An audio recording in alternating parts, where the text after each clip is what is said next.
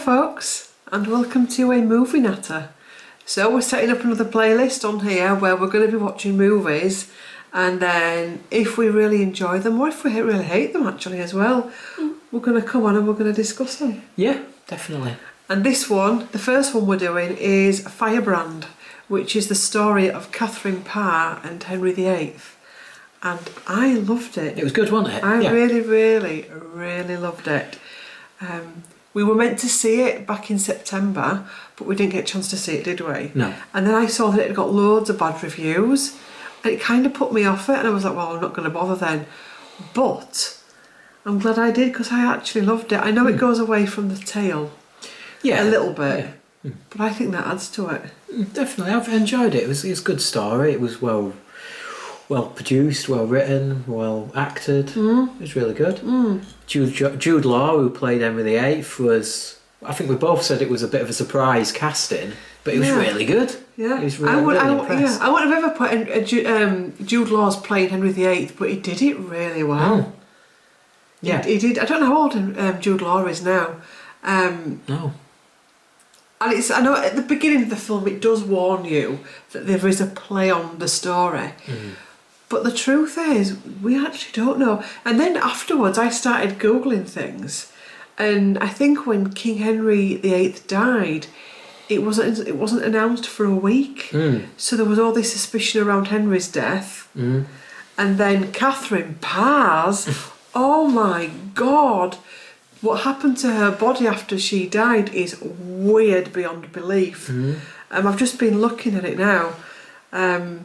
She died allegedly in childbirth, was buried without funeral prayer or service or anything befitting of a queen, because she died. She obviously, Henry wasn't alive, but she was like a dowager queen. Kind of like the day she died, the day she buried. A few years later, they opened her coffin up and she was not rotting. She was not rotting. Weird. And then the man that did it took some hair from her and a brooch. And then, I mean, don't quote me on this, I've only just sketchily read this. And then reinterred again, and then she was found again, and other people went, and then she'd started to rot. Because air had apparently got in, but I think it's weird that she didn't start to rot anyway, and it was like hundreds of years that she was just laid there, or quite a few years anyway. A century, they said, a century. And then some grave diggers were given the job of reinterring her, but apparently they opened the coffin up and destroyed the body. They stabbed it through the heart with a knife. Weird. They took off limbs and sold things and did unspeakable things to the body. And I was like, there is a book on that I've actually saved on Amazon to buy about just what happened to her.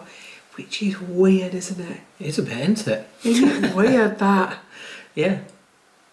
Very weird.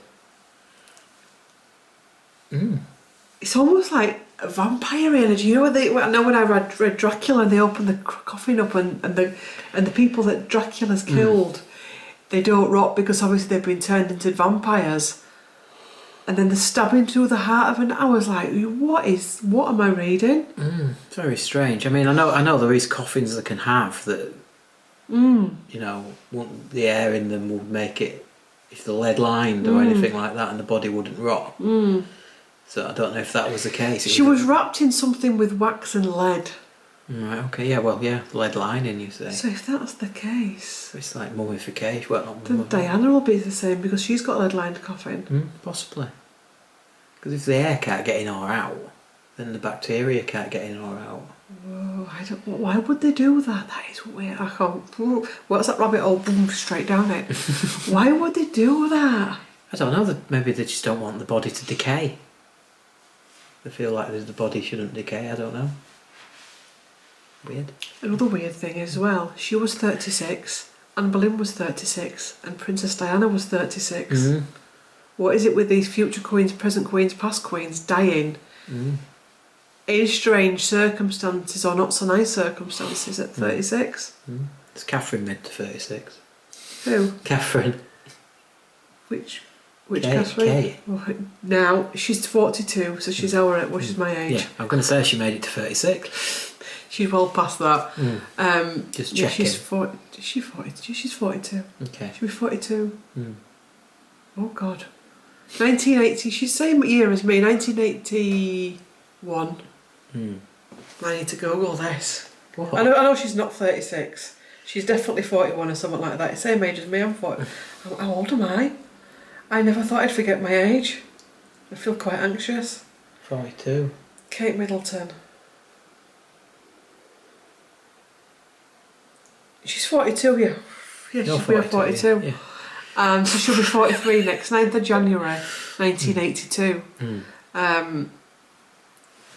Yeah, 36. Interesting, isn't it? I thought it was interesting that.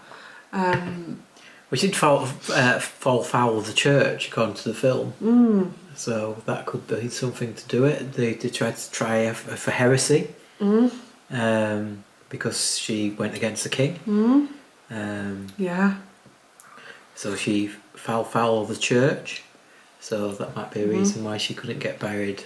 She got buried. And they punished her in death. Possibly. I don't know. Because I know that when she died, she took custody of Elizabeth. Well, she wasn't Elizabeth I then. She was Princess. Was she Princess Elizabeth or the Lady Elizabeth? Because that title swapped and changed with her father's moods. And Thomas Seymour tried it on allegedly with Elizabeth I as a young 15-year-old. May account for why she didn't like men in later age. Possibly. Who? Which one? Elizabeth I. Yeah. She didn't really get on with men, did she? No. So it might be explain why she didn't, potentially. If she was molested at a young age. I don't know. Dada's Henry VIII that was... Psychopath. Well, he was, wasn't it? Well, yeah, because if you think about... I mean, I've read... What is it? Anne Boleyn, 500 Years of Lies by Hayley Nolan. And she goes for Henry in that book. But... she quite clearly says that he was not right, he was unhinged. Schizophrenia at least. Well, we did say, didn't we, that anybody who could have that wrong with their leg, his leg was literally rotting. It was an open wound that would not heal. And that must have been painful. So imagine having pain, constant pain, and what that would do to your head and your mood. And how you'd act. The infection to the brain as well. Yeah, and how you'd act. Blood poisoning, all that kind of stuff. Lack of diet. Alcohol, because they wouldn't have been drinking fresh water. No. But they just drunk ale, didn't they? You know what I mean? Because they didn't have fresh water, so they brewed ale. The fact that he was a king and he could, in his eyes, could do what he wanted, and he had that accident where he banged himself on the head, so there could have been a head injury there as well. I think that's where his leg injury came from as well, when he fell off a horse. He fell off a horse, didn't he? So mentioned that in the film, that he got his leg injury from that as well, and it's never healed since. So you can imagine, he could have been a psychopath. He looks like he potentially was a psychopath. And I don't know when he did fall off his horse. He killed 2 of his wives. I've just done the video and I've forgotten already. He killed 2 of his wives, 2 beheadings. One died in childbirth. Well, again, in that Firebrand, they claimed, I'm sure there was a woman in it, claimed that they actually had Catherine of Aragon poisoned. Poisoned from the inside out, and she slowly rotted. It wasn't right. No. But they do say as well he also had a charming side to him that was quite lovable and romantic, but it was just like... Yeah, it's like a light switch, wasn't it? And they portrayed it quite well in the film. One minute he'd be happy as Larry, and the next minute he'd be down your throat, and you'd be lucky if your head's still on your shoulders at the end of it. Yeah, it was very interesting. Very well acted. What was the lady? I've forgotten her name already, I've got to admit. Alicia Vikander,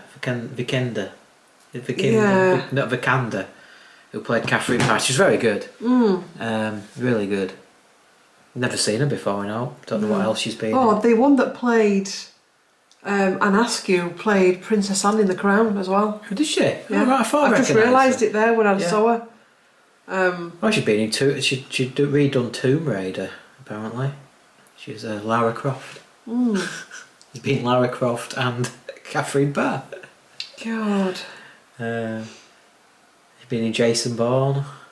It is meant to be based on a book, is Firebrand. I would like to read the book to see if they really have deviated away from it. What's the book called? I'm just looking for you now. We having a look? You keep chatting. Keep chatting.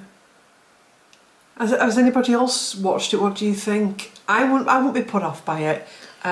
What's it? Firebrand by Elizabeth what? Fremantle. Or Fremantle.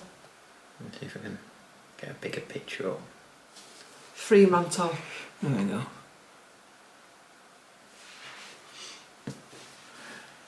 Interesting. Another book for Claire to buy. We could put that in the book club at one point. Might be to get it out. You see, you did say you were going to try and start using the library app a bit. I did, yeah. So maybe it's one of those where we could see if I can get it on the library app and we get it for free. Yes. Okay. I know. I've got loads of books to get through. Anyway, this isn't the BookTube channel. The other channel is the BookTube channel. Also, as well with Henry, the darkness of the royal court, I think, made him paranoid.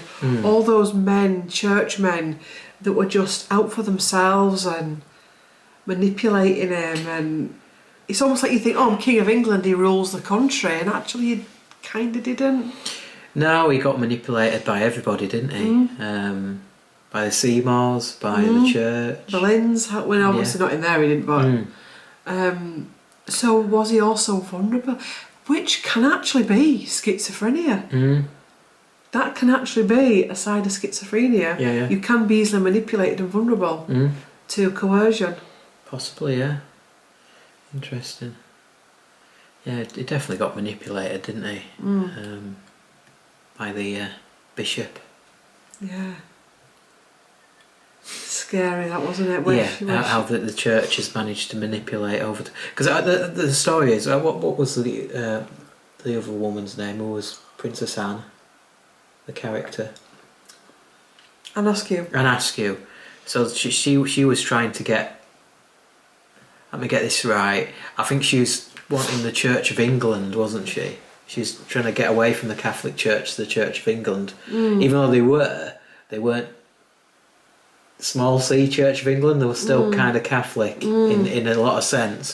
For example, the Bible was still in Latin, and all the what they're called, prayers and all the sermons were all delivered in Latin still. And Askew was like, why are you doing that? Why can't it be in English? You know what I mean? What are you hiding? What's hiding in there? You know what I mean? Why are you hiding behind these Latin words?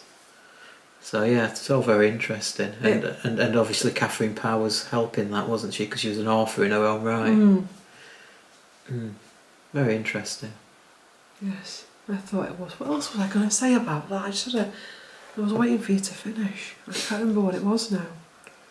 It is all. I do find. I think the whole story of the Tudors is fascinating, but there is a lot of people and a lot of names and dates. That book that I've just read, Henry VIII, The Heart and the Crown, by Alison Weir, was meant to be historical fiction, but it got more and more like a factual book as you went into it, and it just lost. Whereas Firebrand, you could tell that. Well, you assume it's playing with the story, but I'm a great believer in that. I think a lot of what we're told anyway is take it with a pinch of salt, because nobody really knows. Well, we've always said, haven't we, the history is written by the winners. The losers don't get a say in history a lot of the time. Especially those, when you're looking at 500 years ago. It's also written by whoever's in charge, whoever's controlling things, the church.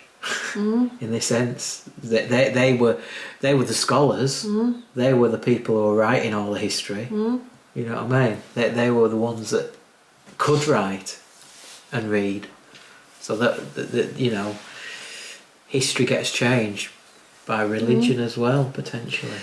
Well, if you think about what's also happening now, we can't get to the bottom of the stuff that's happening now, never mind 500 years ago. And also as well, you find so many historians can have opposing views. Look at the whole Richard III thing, where you've got pro-Richard and anti-Richard, and the anti-Richard still will not have it that he was innocent. No. And you even go back to, say, the Second World War and how the Second and First World War started. People have got their different views and things of what happened, and it's still quite recent history, but people will come with different points of view, and that's how history changed. It's Chinese whispers over centuries. You know what I mean? So yeah, very interesting. It always gets, when we watched the documentary, the Philippa Langley one, where she went to find out the evidence of that the prince had gone abroad and they found those vaults with the letters and diaries in. How many more vaults across this world has information that we have no idea about? Well, allegedly the Vatican has got thousands of books and scrolls and history buried away underneath there, that would probably boggle the mind. Or anything that's been squirreled away for safekeeping, I'm sure. Or is it? I don't know. I tell you what, we went to Vatican. Many of you know that I hated it in there, but imagine if it came out. Because it is weird. I know, what's her name? Alexandra Walsh. I've mentioned these books before on other channels. She did a series of books based on Henry's wives, and the first one is the Catherine Howard Conspiracy. Really well written, but she looks very closely at, have we been lied about these wives? Because like she actually says, the ending of his wives turns into quite conveniently a hymn, divorced, beheaded, It is a hymn that people used to sing, like a rhyme. And a lot of it doesn't add up. A lot of what happened to those wives just doesn't make sense. And when you really look at it, and like the ending of, like even that with Catherine Parr and her body, and the conspiracy surrounding Anne Boleyn's body as well, and moving bodies and Catherine Howard and all of that. I mean, she goes as far as to claim, allegedly, in these historical fiction books, that Catherine Howard was scuttled out and protected because they realised he was a tyrant and they protected her. This is a historical fiction book, but it does make you think. You've got to read those books. And even that Elizabeth I had been swapped with somebody else, I think, from what I remember. I need to reread them, to be honest. Interesting. Because I thought, oh God, who is it that she's the image of? Oh God, what was it? What's the name of it? Oh God, I think it's her cousin. I'm sure it's her cousin that they think that she could have been swapped. Fascinating. And it does make you wonder. Yeah, what they've done in the past and what they've hidden, and very interesting. It was a good film though. Enjoyed it. That's what you've got to say about it, Gary. Good film. It was right. Past 2 hours. Yeah, it's 2 hours, but it's worth it. And like even young Prince Edward, thinking about when what came to me this morning as well, because in the film, he allegedly, Thomas Seymour, dobs Catherine Parr in. But I was thinking about that this morning. That was so they could get power, get rid of her. Possibly even, that was it. Even like allegedly, kill the king off, and they could then rule through the little lad. Well, yeah. Because that could have happened. I mean, it will. Henry VIII was allegedly a poorly man. You've got to say allegedly all the time nowadays. Well, I think, it inferred in the film that Henry was, he was after people to get rid of his, meddlesome wife almost. You know what I mean? I need to find any excuse to get rid of her. And so he went to the Seymours because he knew she would potentially have an affair with his brother. Or was, close to his brother at some stage. And he inferred, look, you either get me something, whatever, make it up if you have to, but I will look after you afterwards, otherwise, you won't have an head to deal with it. That's it, isn't it? What else can he threaten people with? And that's... So it was a threat of find something, I'll chop your head off, pretty much. You'll lose power, you know what I mean? You won't see your nephew, and your nephew will have nothing to do with the uncles. And so the film inferred that the uncles dobbed her in, just keep their seat of power, the Game of Thrones, as it were. I've not read Game of Thrones. I wonder if they do. I have read though that it is based on the Tudor and the Plantagenets. Probably is. To some degree. King's Landing. But it's like with Anne Boleyn when she went to her trial. Apparently, allegedly, according to the history book, she was executed by a French swordsman, but that would have taken days for him to come over. So he was already on his way over. So it was already, by the time she'd walked into that court, it was decided anyway, she had no choice. Oh yeah, it would be, it'd been a kangaroo court. It'd have been, you know, he wanted rid of her before. And there were all men as well in there that all wanted to throw her into the... They all got paid by the king, or given favours by the king to vote in his favour. It would have been, you know, what they call a kangaroo court, where the decision's already been made. You know what I mean? No matter what you're going to say, you're going to get found guilty. So, dark times. Yeah, and when we're at Tower of London, you know, there's a square where they've put like a memorial plaque up for where Anne Boleyn was allegedly, they said crucified then, executed. Apparently it wasn't even there now. They're starting to find new evidence that says it was in another part of... The interesting bit, in the place where they keep the crown jewels, I actually felt incredibly ill in there. I actually thought I was going to collapse. It was horrible. And I think that's a newish part of it. I'm wondering if that's where a lot of executions went. Because when I went in there, I literally... Can you remember? Oh, God. Hated it. It was the only part I really struggled with. And I'm wondering if it was over there that was a lot of... Possibly. It was in that area though, wasn't it? Where they had the plaque, it was just down. Just a little bit down. Just a bit down, wasn't it?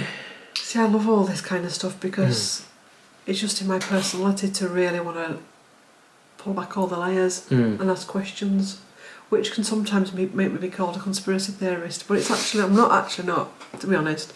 But I do like to... I'm just a born investigator, and I think because I've got Scorpio rising as well, that adds to it. My astrology makes me really inquisitive.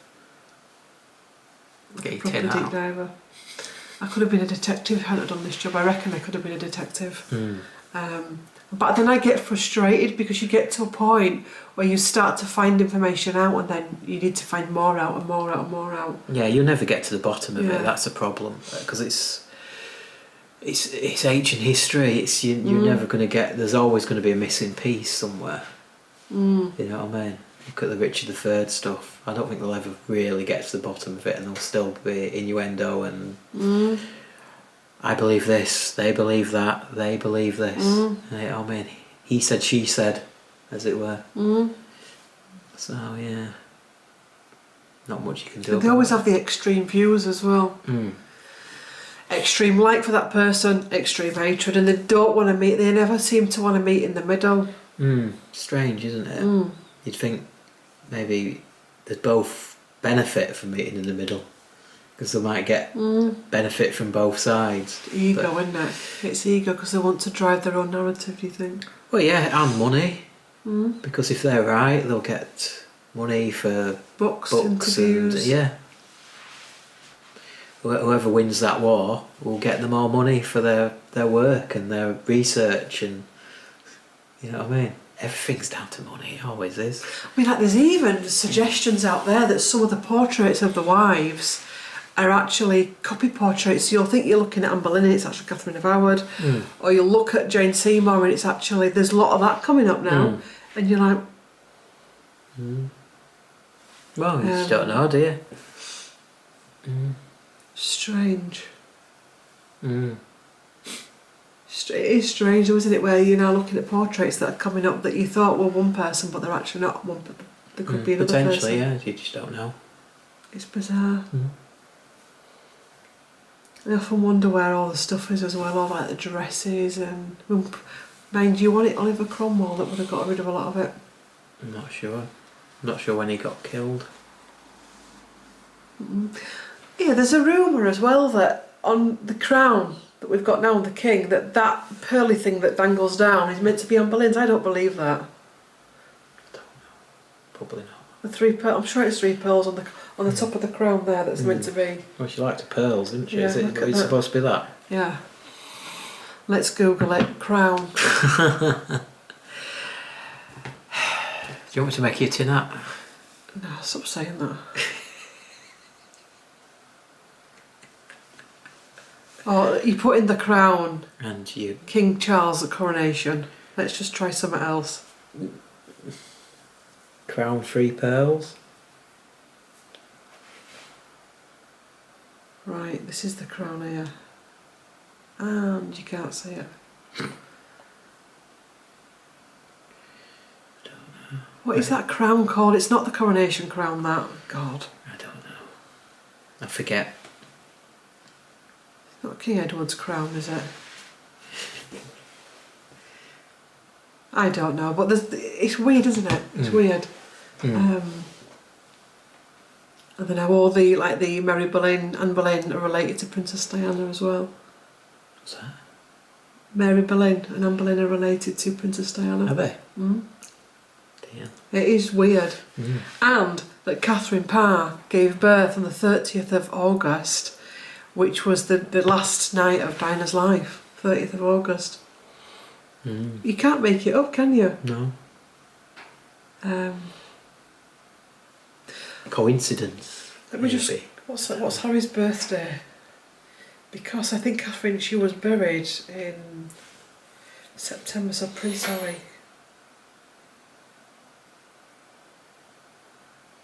What's going on now? He's suing somebody else. No, 15th of September. I thought it was 15th of September. As long as it's not me, I don't care. He's suing somebody else. I don't know, I just had a quick glance. So I can't afford the lawyers to go against him. God. Apparently there was a break-in at Windsor Castle. Have you heard this? You're like, while William and Kate slept. Apparently it's breaking news today. Right. So you go on it, and it was a farm on the Windsor estate. Right. It's like, that is really bad, is that? That is proper clickbait. That is clickbait. That is clickbait. And that is like BBC and Sky doing that. You but joke. it's an example of what can happen with information, isn't it?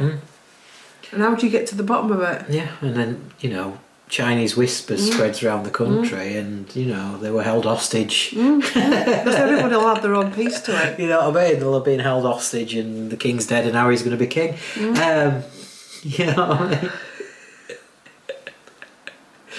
So, yeah. History. Interesting. It's a good film. Worth a watch. I'd watch it again. I'd recommend it. Yeah. Free on Amazon Prime at the moment. It does me. I do, and as well. For although it kind of went away from the official narrative, it didn't feel like it did. Sometimes you watch something, you're like, this is ridiculous. I'm not watching this, and you just can't get into it because they've either played with the characters and the characters are nothing like the actual people, or they've played with the story so much. But this didn't seem to have that energy to it, did it? No, it seemed to work. The story, it seemed to work. Bit at the end, maybe. I won't spoil the film. The bit at the end, how Henry VIII died, maybe a bit over the top. But I don't know. It could have happened that way. It could have happened that way. If it wasn't that way, it could have been via somebody else. That's what But then again, logic says he was an ill man with all this blood poisoning and.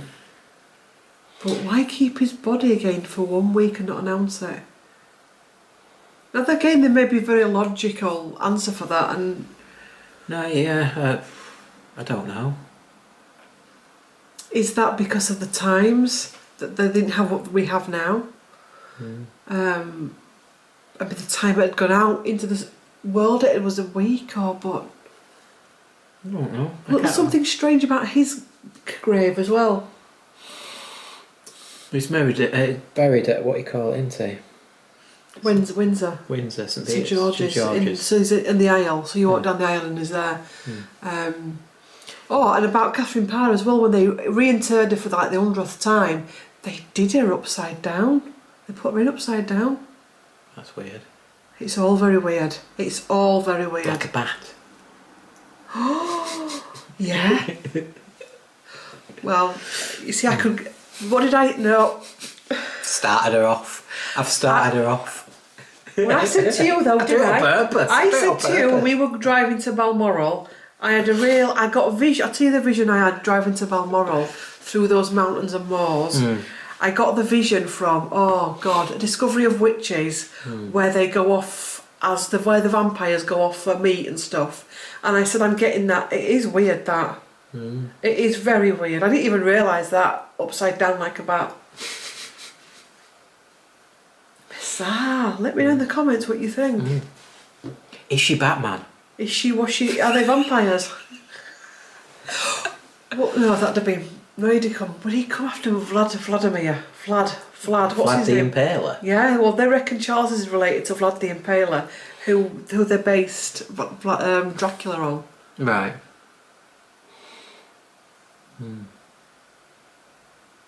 Not sure. It's interesting though, isn't it?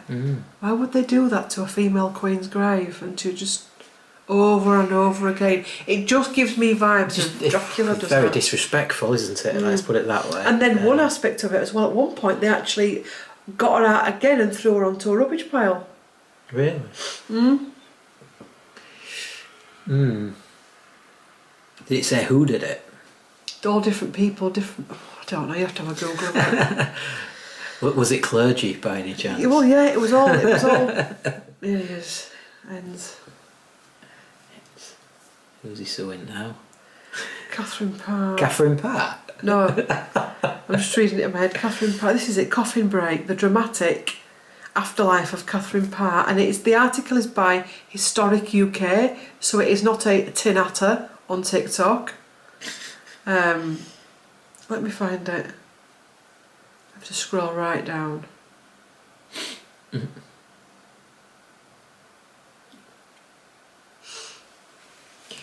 Oh, I'm getting hungry, I don't know about you. Yeah. Catherine Parr, on the day of her death, Catherine Parr's body was hastily sheathed in wax cloth and wrapped tightly with sheets of lead, impenetrable to the various elements of the idyllic Cotswolds. After a short, albeit solemn prayer was delivered over the body, Catherine's body was interred and forgotten for centuries. The Queen's burial site would eventually fall into ruin. The chapel's roof was at one point removed, and by the mid-18th century, nature's rot had set in.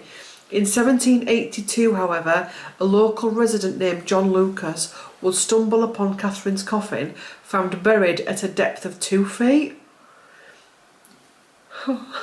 He pried open the Queen's tomb, made a small curious incision in the body's wax cloth wrapping, and miraculously found Catherine's flesh still white and moist and strikingly lifelike. Lucas described her appearance as unchanged, another tremendous feat, considering that Catherine had died over 2 centuries prior. He snipped a few pieces of Catherine's hair, a swatch of fabric from her gown, and snagged a tooth from the Queen, which is now located along various relics at Sudley Museum. Weird. Lucas, having concluded his poking around of the site, left Catherine to rest in peace once more. Nevertheless, his discoveries would have dire consequences for the late Queen. They soon attracted a cult of well-bred ladies to flock to the tomb of Henry VIII's final wife, marvelling at the Queen, whose physical form, both in life and in death, was viewed as a tangible, powerful and sacred extension of their body politic. Only a year later, in the summer of 1783, explorers returned to the site of Catherine's burial. On being told what had been done the year before by Lucas, one witness wrote, "I directed the earth to be once more removed to satisfy my own curiosity. The only difference that this witness discovered was that Catherine's body had begun to emit a fetid odour, and the flesh where Lucas had made an incision was brown in a state of putrefaction in consequence of the air having been let in." Deterred by the stench of the corpse, the witness concluded his excavations and decided that a stone slab should be placed over the grave to prevent any future improper inspection. Catherine's coffin would be again reopened in 1784 by some rude persons who collected the body and left it exposed on a heap of rubbish until the parish vicar procured reinterment. Again, in 1786, Reverend Nash made a scientific exhumation of the body and what's gone on here? It's efforts. Where's that? That described. Described Catherine's face as totally decayed, the teeth sound but had fallen out, and the hands and nails were entire but of a brownish hue. The Reverend wrote that he wished that more respect were paid to the remains of the Queen, hoping that she would someday be decently buried so that her body could at least rest in peace. Instead, the dilapidated chapel where Catherine had been buried had been misproportionated into a shed for rabbits, which make holes and scratch very irreverently around her royal remains. Yeah. Throughout the final decades of the 18th century, Catherine's coffin, I know I'll be interested in this, Catherine's coffin would be opened several more times. In the 1790s, a pair of drunken gravediggers attempted to satisfy the Reverend's desire by gouging out a new grave for Catherine, though they later buried her upside down. Strickland claims that the gravediggers abused the corpse, though she is vague on the issue. To describe what they actually did to Catherine's body was too horrific to mention. Certain sources suggest that the Backlin pair pulled out Catherine's hair, knocked out several of her teeth, wrenched off her arms, stabbed her through the chest with an iron bar, and pilfered the Queen's body parts to sell as souvenirs. In any event, Catherine's remains have become a commodity, a vestige of the glories and barbarity of the Tudor age. I think when they meant upside down, I think they mean just face down. Do you think? No. Like Jimmy is, because he wants to be buried like that, didn't he? A long ways. Right. No, But, I think upside down, they that mean they'd when like- upside down. I think. If they're laid like that, they put her in Yeah, like. I It's think even more. because otherwise, Even because it says so. it's only buried 2 foot, you're not going to be buried upside down. Oh, and now she's actually in a proper. Seems strange that they didn't move her earlier, isn't it? Yeah. It's very strange, but I don't know. Those were the times, I suppose. Nobody thought about stuff like that back then. No. Looking after things and preserving things and things like that. But it kind of dispels the vampire Yeah. thing I'm because only it's joking. it's just natural. They wrapped her up, so they kind of mummified her to some degree, which preserved the body. But as soon as that guy opened it up to the elements, all the bacteria got in and it started to decompose the body like it should have done in the first place. But yeah. I love how you bring me back down to earth. See, I love it. I'm not actually a conspiracy theorist. I just like to, because I think things should be spoken about. Do you know what I mean? And not just, Yeah. oh, really? Well, you've got to come up with these things, and then Charlie speaks. Then Charlie speaks. Charlie brings you right and back then down take to it earth. to modern day world. Look what happens with Dinah's grave. Many people believe that she's not on the island, No. don't they? So it's already starting in the modern times. How will that story have replicated itself in 500 years? And I know this is brutal, guys, but 500 years there'll be none of us here. And there could even be gravediggers going on the island. I know that sounds proper brutal, but. And if she's in a lead-lined coffin, or if she's not there. Oh, kitchen table. Just explain the Charlie thing. Go on, you explain the Charlie I thing. don't know if you watch Clarkson's Farm. So Claire is very similar to Jeremy Clarkson. She comes out with all these these extraordinary things to do and ideas, and I end up being Charlie and come up with all the legal ramifications of why she maybe shouldn't do these things. Yeah. So you've explained the Charlie bit now. Yep. And we're just about getting close to the end of the video. I think we're done, aren't we? So, what do you think in the comments? Have you read Firebrand? Is it different to the film? Well, I enjoy it. Also, as well, we could do loads of these talks because now there's new evidence coming out about the fire of London. That maybe it wasn't started the way they thought. I love this kind of conversation. Fair enough.